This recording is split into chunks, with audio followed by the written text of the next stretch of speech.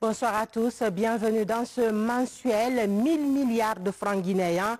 C'est désormais le montant à mobiliser pour appuyer le développement à la base. C'était l'une des résolutions, pour ne pas dire la plus grande résolution des États généraux de la décentralisation tenue courant février à Conakry. Aussi, le déguerpissement de Kapororaï de ses occupants illégaux a alimenté les débats en février et continue encore d'ailleurs. Martin Fancinadouno sera dans un instant avec nous pour nous parler des enjeux de ce deuxième déguerpissement. Enfin, le scandale de la viande pourrie avait choqué plus d'un Guinéen. L'émotion passée, notre rédaction a mené une enquête sur les services de contrôle de qualité. Les failles constatées sont inquiétantes. C'est tout.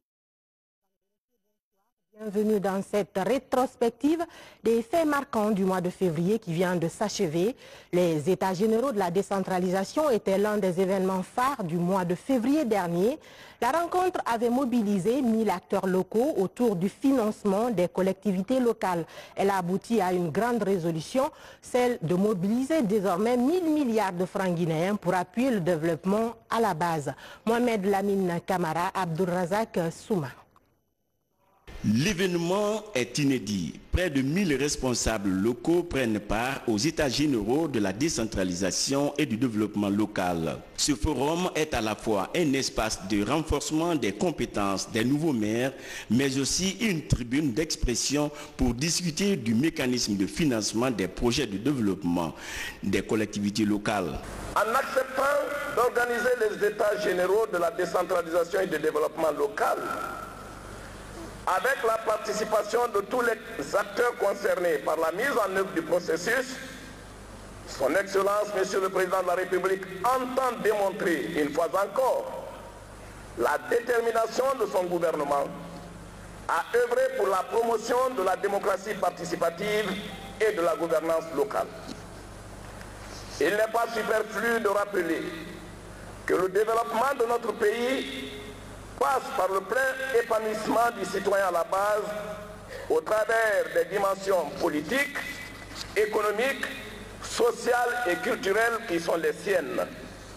C'est le credo qui nous a amenés à faire de la politique nationale de la décentralisation le cadre idéal d'expression de la pleine citoyenneté, partant de la voie idéale d'aboutissement au développement durable des communautés à la base. 2000 milliards de francs guinéens, c'est le montant à mobiliser au profit du développement des 337 communes de l'intérieur du pays sur la période 2019-2020.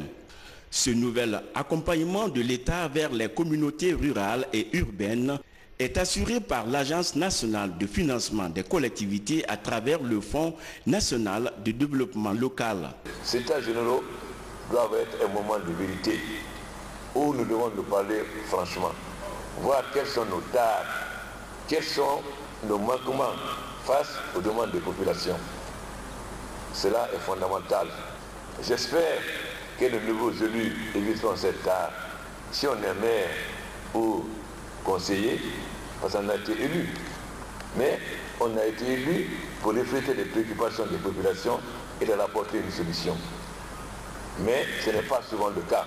Il faut reconnaître que la mauvaise gouvernance, ce n'est pas seulement au niveau central, mais aussi de décentralisation.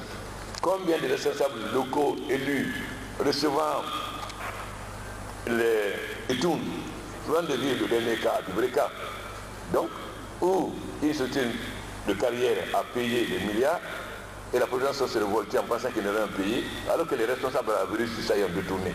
Donc, nous verrons strictement à ce que l'argent de l'État, qui soit au niveau central, décentralisé, préfet, sous-préfecture, soit dépensé selon les règles des finances publiques et non pas au profit de quelques individus qui se proclament les seuls.